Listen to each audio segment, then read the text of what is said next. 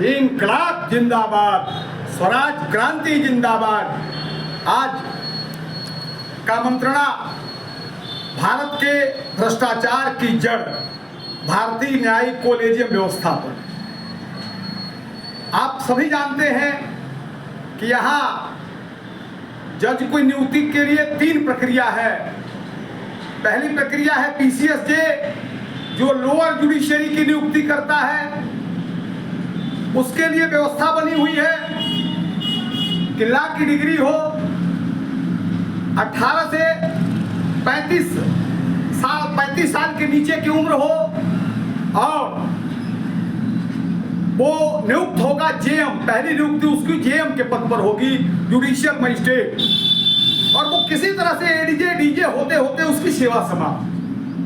दूसरी व्यवस्था है एचजेएस, हायर जुडिशियरी सर्विस के लिए, जिसके लिए ये व्यवस्था बनी हुई है कि 35 से 45 साल की उम्र हो और लॉ की डिग्री हो, 7 साल का अनुभव हो और 75 केस हो उनके पास, 75 फाइलों में वकालतनामा लगा हो उनके पास।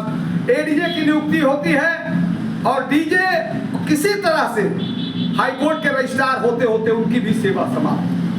अब मूल व्यवस्था, जो मूल समस्या है इसकी, हम वहां चलते हैं, और वह समस्या, वह व्यवस्था यह है कि तीसरी नियुक्ति की व्यवस्था यह है भारतीय न्यायिक कॉलेजियम व्यवस्था, जिसमें शुद्ध रूप से समझौता के आधार पर कार्यपालिका, न्यायपालिका और व्यवस्थापिका तीनों संगठनों के तीनों लोग मिलकर समझौता करके और अपने अपने चहेतों को भर देते हैं। या तो जिसके परिवार के सुप्रीम कोर्ट में जज हो वो जज होंगे, या किसी बड़े नेता का पिट्ठू हो वो जज बनेगा, या महामहिम राष्ट्रपति का चहेता हो वो जज बनेगा। ये व्यवस्था है।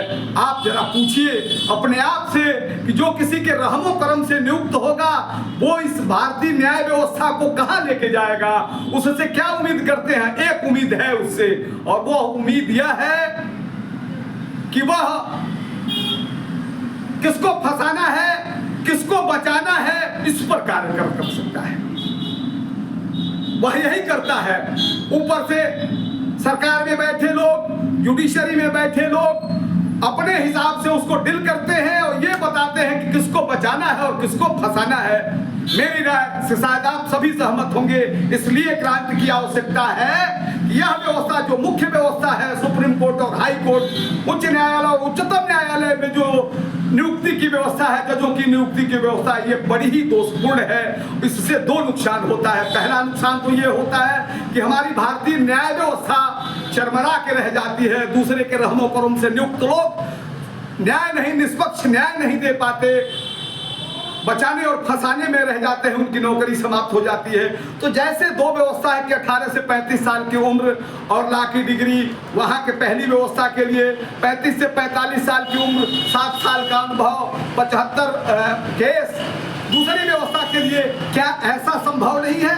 इसके लिए भी हो कि 45 से 50 वर्ष की उम्र हो, 10 साल या 12 साल का अनुभव हो, लॉ की डिग्री हो आपके पास, 100 या 150 केस नियुक्त होने चाहिए, आपके पास होने चाहिए, और तब आप उस व्यवस्था में बैठ सकते हैं। और उस व्यवस्था को कंप्लीट करके जो जज नियुक्त होंगे, किसी के रहमो करम का दबाव नहीं रहेगा, किसी के आश्रय जो वहां नियुक्ति नहीं पाए रहेंगे।